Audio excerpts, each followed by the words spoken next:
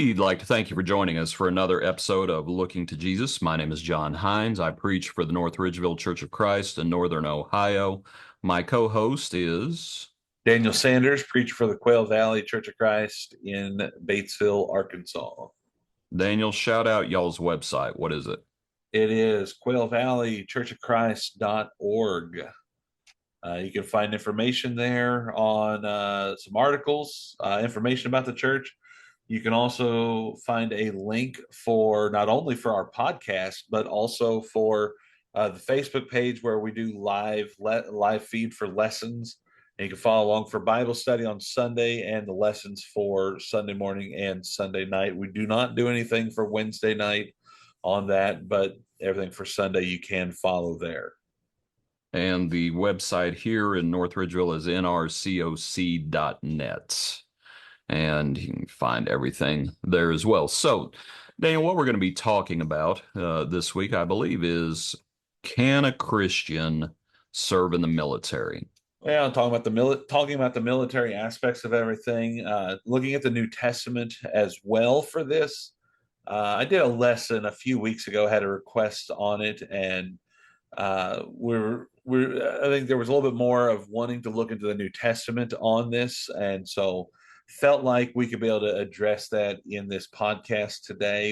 You and I, we took some time kind of looking at some scripture together, studying on it, had a different kind of session before we get into today's lesson and discussion on that. So hopefully we can be able to maybe address it even deeper into a New Testament survey of things, because we look at this, there are questions that people may ask about Christians being in the military. Is it okay?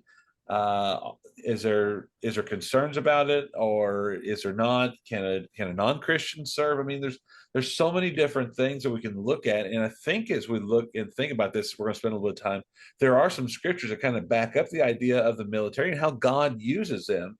Not only does he use them in the Old Testament, but then also we are reminded of how God used them even in the New Testament times to be able to remind us of turning to God and knowing that God is in control of things. And there's a lot of things that happen, and the use of military or government is quite recorded in the New Testament.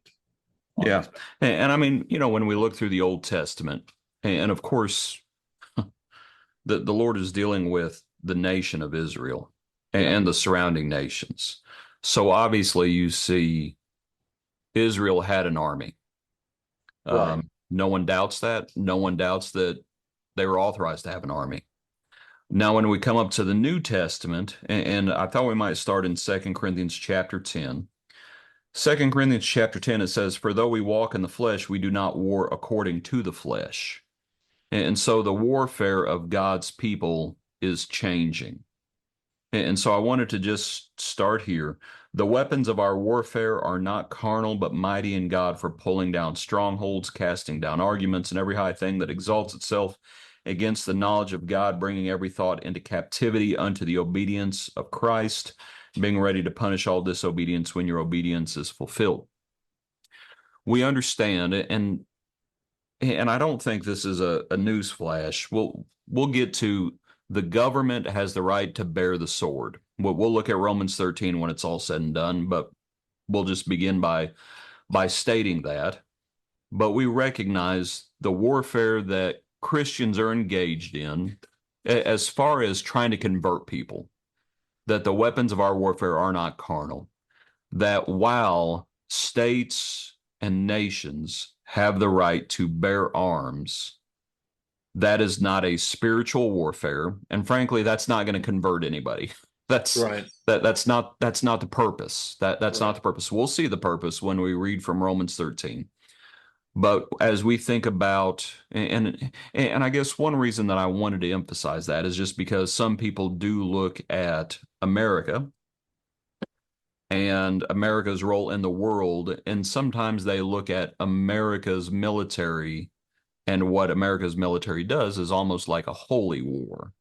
Yeah. And it's like, no, there are wars, but that is not the spiritual warfare that Paul is speaking about. That is not what converts people. It has its place. Like I said, we'll read it here in a minute. But to just start here, we better understand, and folks need to recognize it. And by the way, this might also go with, we've spoken about premillennialism before, Yes. and people who are thinking Armageddon and they're looking at military stuff. It's like, no, that is not the weapons of our warfare. Right. My kingdom, Jesus says, my kingdom is not of this world. If it were, my disciples would fight. And so some of those things, that's why people have this question. It's like, okay, understanding all that, then the question, and I think it's a logical question, can a Christian serve in the military? And so that's why we're dealing with.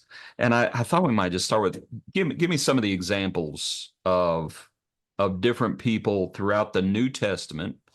And when we say the New Testament, we'll include we'll include the Gospels as well, even though Jesus has not gone to the cross. So, what are some examples of different soldiers in the New Testament?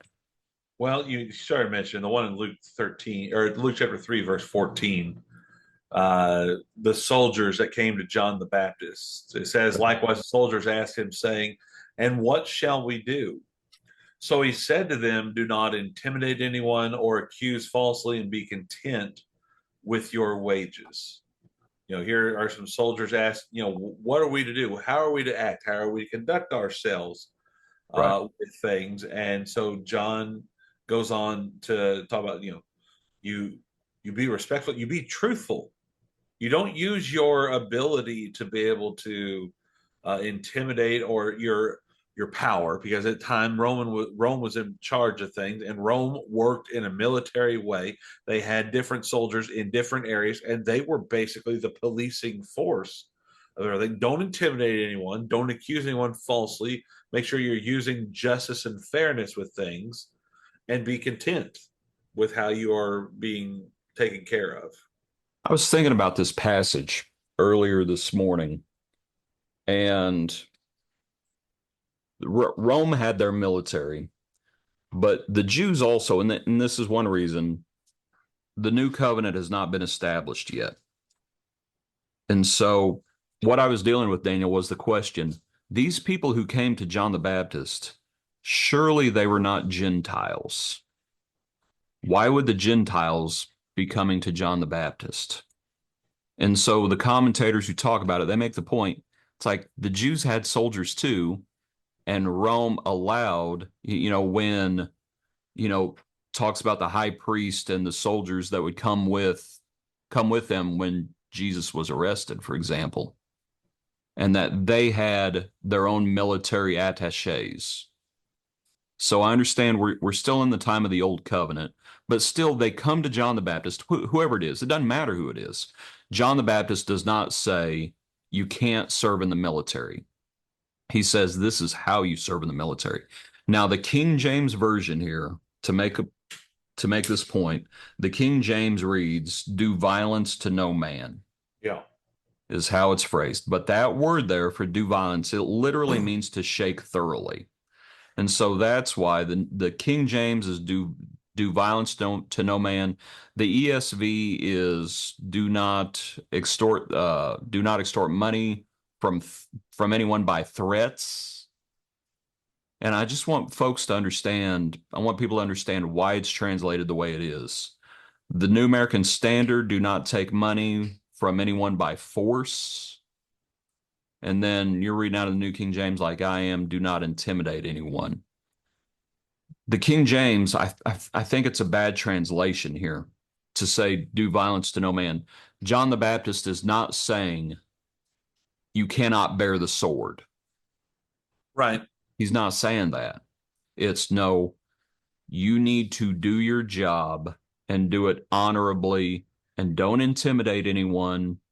Don't be content with your wages. Things along those lines. Who are some of the other soldiers?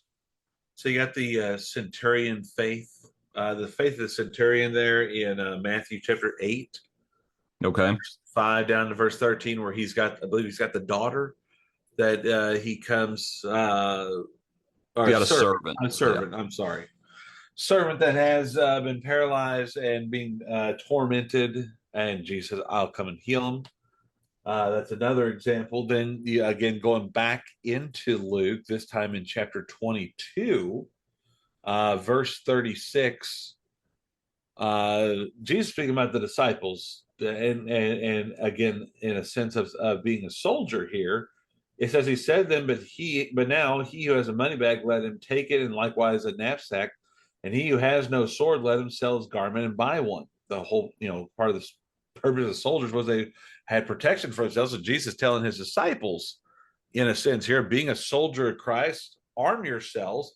Again, we can talk about the idea that's in a sense of not going out and just sitting there just wheeling around and just throwing the sword at anybody you can. It's a matter of self-defense. I will say, and I think that verse pertains to another study, Yeah. in my view, that Okay. does deal with can a Christian defend themselves? Yeah. Namely, can a Christian own a gun? Right. That it deals with that question. What we're dealing with is really a different question. But anyway, nonetheless, you have some of the same issues. There's some overlap. Yeah. Because if the question comes down to can a Christian shed blood, then there's overlap there, right? Yeah. Right. And for the Lord to say, buy a sword, he has to be authorizing there is a time to shed blood. Right. And I would suggest in our discussion about this, when they come to him in the garden and he specifically says, have you come out as though I am a thief with swords and clubs? Yeah. It's like, how do you treat a thief? If someone breaks into your house, anyway, whole nother discussion. Yeah. If someone breaks into your house, you're able to defend yourself. Right. Um, Another example is Cornelius. You get into Acts. You got so now we're fully in the new covenant with Cornelius, right? We're under the new covenant. I mean, and now we're talking about a Gentile here with Cornelius. Right. He's a man of Caesarea, a centurion of the Italian regiment, and Peter comes to them eventually and preaches. And obviously, it is Gentiles because the gospel has been poured out onto the Gentiles. Was Peter's message? Yeah. The continuation of what Christ was telling them to do. And here Peter is introducing the gospel to the Gentiles officially here in Acts chapter 10. Very powerful point. Again, he's in the military with everything. And then one more to consider is the Philippian jailer in Acts chapter 16. Before we read the Philippian, I want to read how Cornelius is described before he ever even obeys the gospel. That's an important characteristic to look at is him there. And it's like, this is Acts 10:1. He's centurion from what is called the Italian regiment. And it says, a devout man, one who feared God with all his household, who gave alms generously to the people and prayed to God always. And it's like, he's in the military and he's doing that. Yeah. I mean, he's a Gentile in the military and he's doing that. And all those things of it, and God heard all those different things is the other part of this. And he is never told when he becomes a Christian. He's never told you can't serve in the military. Yeah. That was not a part of bearing fruits worthy of repentance, that he had to give up his position. Right. So that's Cornelius. The other one is the jailer that you mentioned. What chapter is that? Acts 16. 20, the account really is 25 to 34 with the Philippian jailer there. He's there watching the prison, and Paul and Silas and all those are there singing psalms and hymns and everything. And all of a sudden, earthquake happens. All the doors are open. He's ready to kill himself. Paul speaks to him. We're all here. None of us have left. And the next thing you know is he knew who Paul was. I always look at it. It says that the prisoners were listening to Paul and Silas singing the hymns. I think that Philippian jailer also was listening to him too, because what does he come in there next? What do I need to do to be saved? Yeah. And so, we read there what Paul tells them: believe, and you'll be saved, you and your household. One of the things I look at is that same hour of the night, verse 33, he washed their stripes. There's a sense of remorse of what had happened to them, and of what happened to Paul and Silas, and he's trying his best to. We were talking about it here recently, of try to show bare acts of repentance, as we were talking about a little bit of a different form of things of what people try to do. Here, this man's trying to not only right what was wrong, but then we also see him respond to the gospel message. I got a question for you, Daniel. Okay. This is I have not given you a warning about this. Yeah, usually I don't. I get that from my uncle. When you look at the account, and let's think about these individuals who, if they're serving in the military, it's like that's the Roman military. Yeah. And as they become Christians, they are in a precarious position, because we know how Rome's going to feel about the Christians when it's all said and done. Yeah. So they are in a dangerous, by becoming Christians, they are entering into a dangerous situation. And all that's to say this: there's two people in Philippi that are introduced in Acts chapter 16. One is Lydia. The other's the Philippian jailer. Lydia, obviously, we know her name. Yeah. We do not know the name of the Philippian jailer. Now, why would Scripture not name him? And what most people think is, sometimes when that happens, it was done to protect the individual. Because the jailer, he's all of a sudden, it's like, oh, you're a Christian now? To read on in the account, because it continues a little bit, and he's just mentioned verse 35.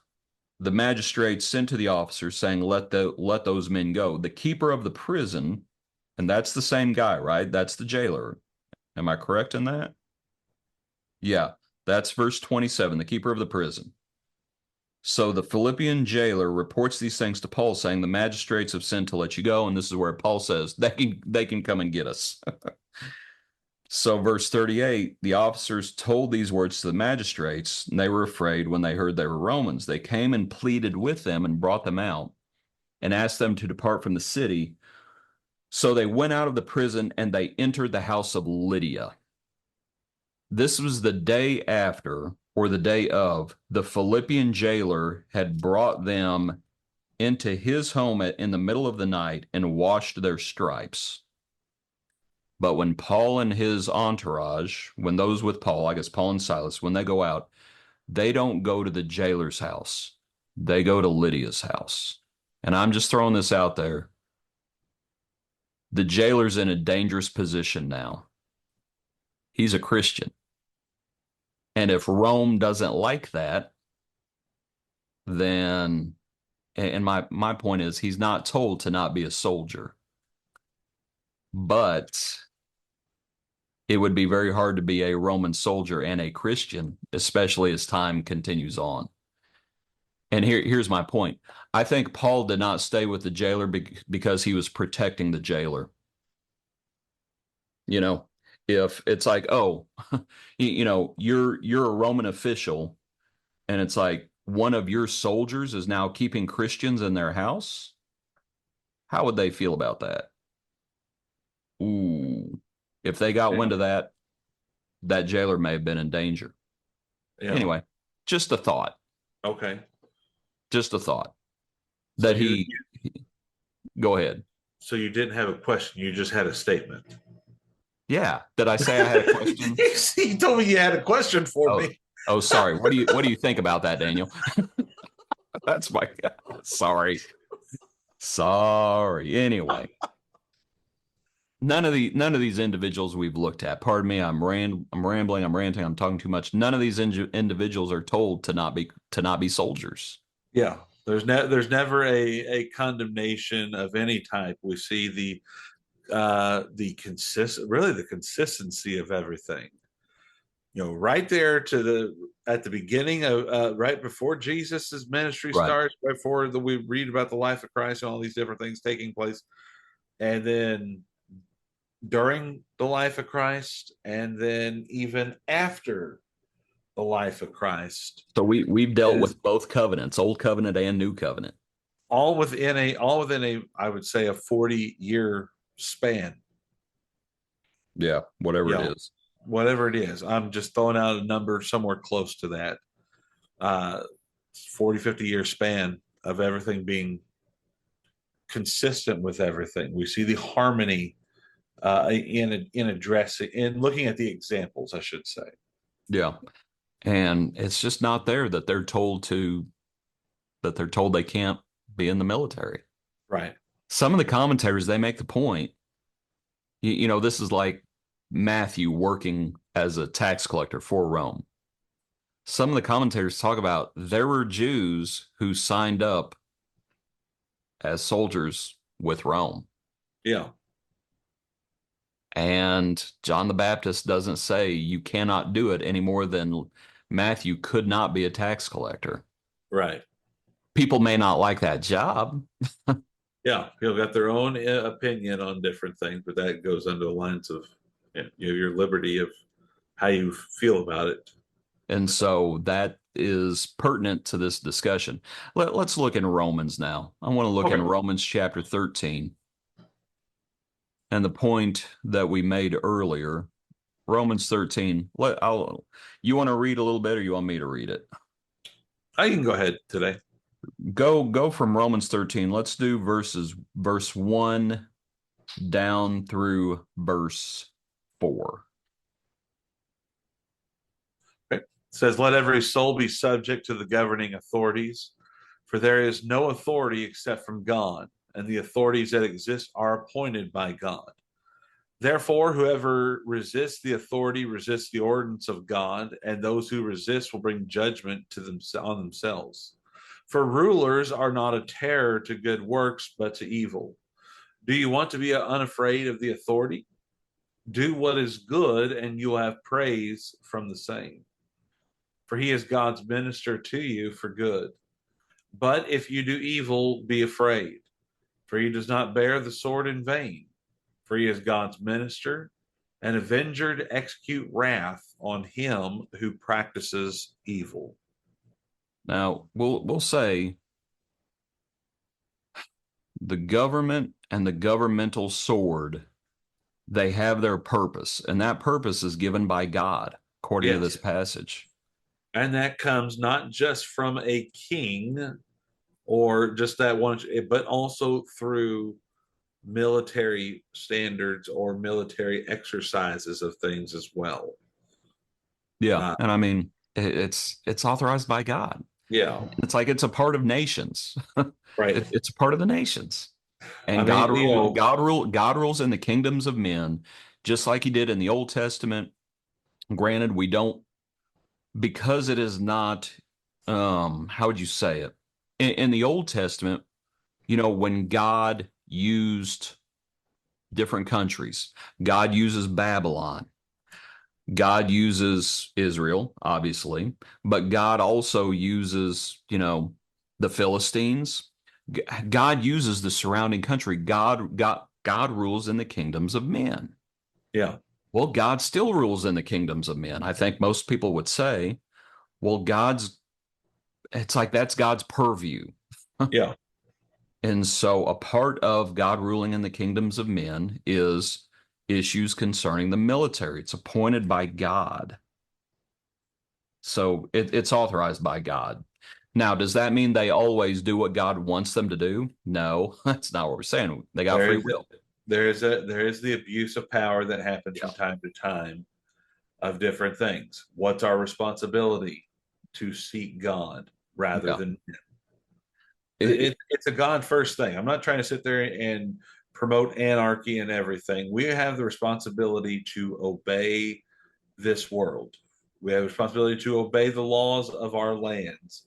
And But they have a responsibility to punish the disobedient. exactly.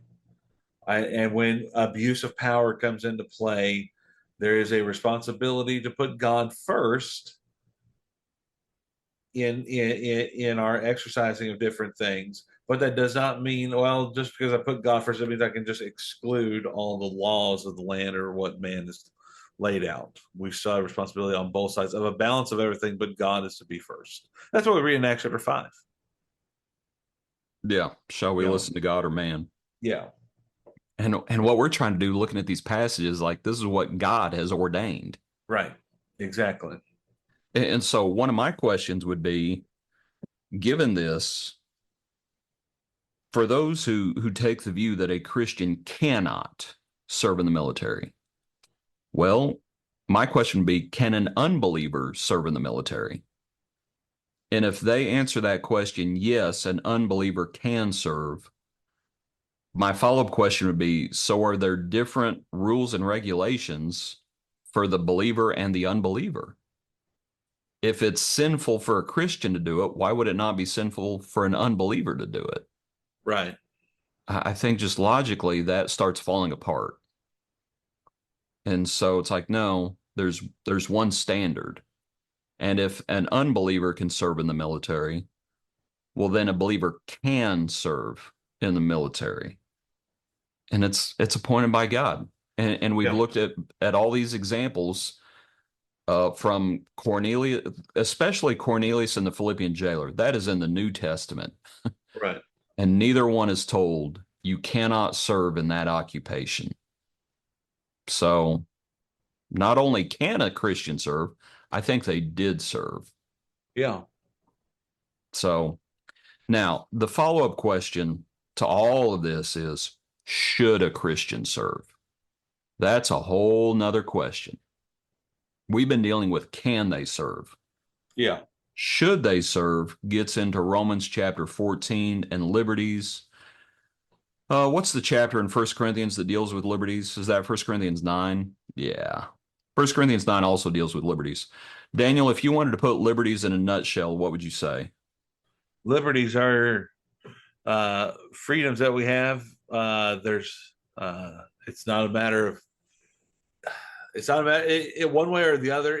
You can't sit there and pinpoint something as it right one way or the other. It's kind of we talk about that gray zone with things, with some of it when it comes to liberties, being able to, okay, if I exercise something, it could be right. If I choose not to, it's still okay. It's still right. Yeah. And frankly, a lot of times you got to do one or the other. What I mean by that is, for example, neither circumcision nor uncircumcision avails anything. Yeah. Well, you got to be one or the other. Right. And God is saying either path, if you do it in faith, it's acceptable. And when it comes to liberties, you have to think about your own conscience and what your own conscience will allow. You Yeah. think about other people's conscience to make sure you're not a stumbling block to them. And you think about different issues. So when it comes to should a Christian, I'll give you my thoughts. I'll give you my thoughts, and then Daniel, you can give me your thoughts because we don't agree on this actually. We spoke about this Yeah. like said before. So should a Christian? My one of my some of my points are you may not have a choice about serving. Thankfully, in this country, we do. There have been times in this country where you did not have much of a choice. And in other countries, you really don't have a choice. So the choice may be taken out of your hand completely. Be thankful if you're living in this country and you have a choice, be thankful for that choice. Now, if you do have a choice, some of the concerns that come up, one is spiritual concerns concerning the church. And you'll have to deal with the issue. You may be in a foreign land where there may not be a group of Christians. And I don't mean some ecumenical, oh, all of us, some sort of ecumenical church on base where it's a hodgepodge of different denominations. No, no, no. We're talking about Christians. You may be in a place where there's no other Christians. You're going to have to deal with that. I think you can still be faithful. It's going to be hard. It's going to be hard. So that's one of the concerns. I think there's also familial concerns. If you have a wife and children or a spouse and children, you need to think about those issues. And again, conscience. Do not violate your own conscience. If you violate your own conscience, Romans 14 talks about verse 23, he who doubts is condemned. Okay, so if you have doubts about it, don't do it if you have a choice. But it also says, do you have faith? Have it to yourself before God. If it's a liberty, you got to keep it private. So you don't condemn someone else. Someone else may think they can. And so, Daniel, let me jump on you for a second. You think you can. From Yeah. my perspective, I don't think I could. Okay. Well, you and I were having a discussion on this, and one of the questions that you asked me was, could I do it with my current family, with Right. my wife and 3 kids? And that's where, for conscience sake, I don't think I could. Right. But Prior if to you're me, single, or if it was just me and Justina, I think that we could. I think there's a possibility in the realm of all things that we could make it work out. Most likely, and I'm not. And again, I'm not downgrading it in any way. Just for my own conscience sake, it'd be best to either do it when I was single. yeah. Uh, could I serve then? Yeah, I think I'd have a higher tendency of things being able to do it. It's just more difficult with the circumstances of my familial side of everything. Right. I've got family that has served with their families being at home. I don't have an issue with it. It creates its own challenges of things. I've seen the successes of it as well. I've had interviews. I've been used as a person for interviews of background checks for individuals that were going into even more secretive operations of things, and they've asked me different questions and asked me about their character. And then I've seen them before, I've seen them after. I've seen the success stories of it. People that are faithful Christians as well, coming home and still being faithful to this day. Um, I think that there are some. I agree that there are some challenges, but I still think that one can do it. Needs to be aware of those things, and also have the awareness of. I know that of the sacrifice that it takes and what it means to do these things. You just got to weigh it all out and see if you can be able to accomplish these things. And being able to have, sometimes you got to have the assistance when you're away. That doesn't negate the fact that you still need to take care of the responsibilities of everything, but sometimes that is the only option.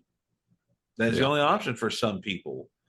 And again, I don't have an issue with it. I don't, we have our differences of why and everything. Can you still be a Christian? I think it just creates some challenges, but there is still a responsibility. You can still be a light in this world and being able to do that in glorifying God.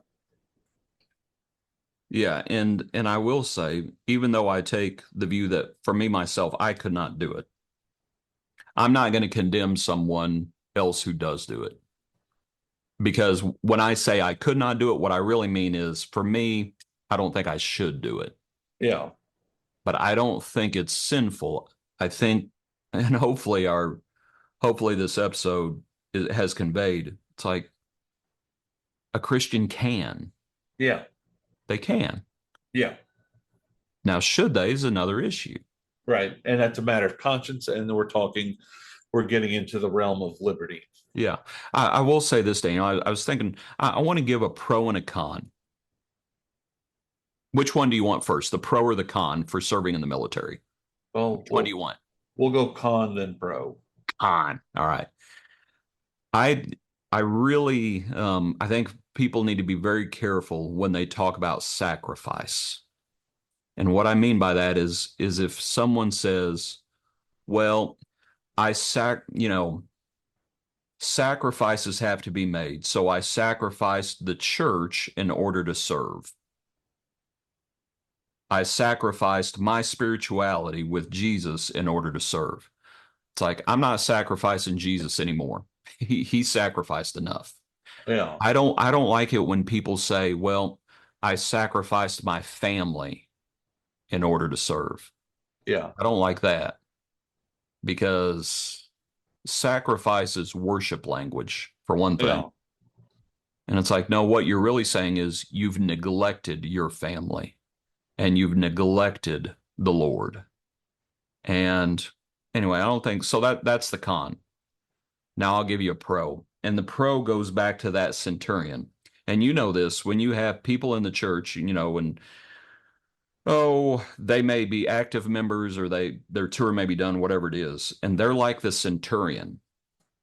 The centurion, when he comes to Jesus, he understood something very, very well.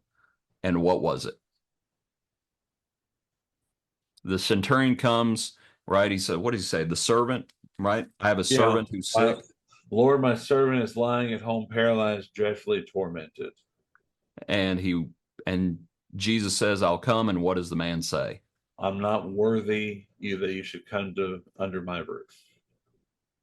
But Only speak a word, and my servant be healed. For I also am a man under authority, having soldiers under me. And I say to this one, go, and he does, and to another, come, and he comes, and to my servant, do this, and he does it. so let me say this. How many people in the even in the church have real issues with authority?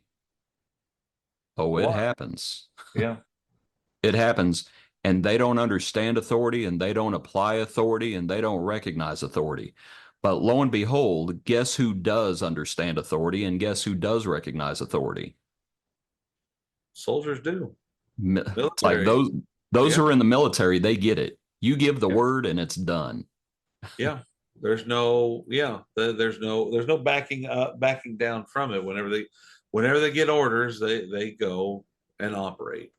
They And understand. so as they recognize the Lord as the ultimate authority, it's like what the Lord says goes. Yeah. And so you don't have to argue about authority with a soldier usually. Right. They understood it. They understand it because it's been drummed into them.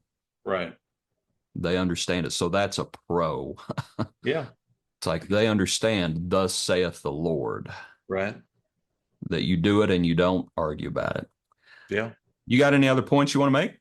No, well, I think we kind of hit everything. I think one other verse. I mean, I know that we look at this. It's Galatians 5:13. It just goes along with it. Brethren, we've been called to liberty. Don't use liberty as an opportunity for the flesh, but through love serve one another. The Yep. idea of liberties that we've been granted, don't use them to pursue sin. What we Yep. have our differences in opinions of in liberties. Don't use it to the advantage of turning away from God. And that's just a reminder for us with these different things. Yes, we can. There's things where it's in the realm of liberty, but don't just use that for everything. It goes back to what we just said. We understand authority. God has given us authority. Follow the authority of what God has given, but don't use it as a liberty. Yeah. But there are liberties There are liberties. where God has authorized going down either path. Yes. So appreciate it, Daniel. Yes, appreciate it as well. Thank you. Yep. Hope everyone has a good week. Hope the study's been beneficial for you. Feel free to share it with others who may need to study this issue as well. We hope you join us next week for another episode of Looking to Jesus. Thank you.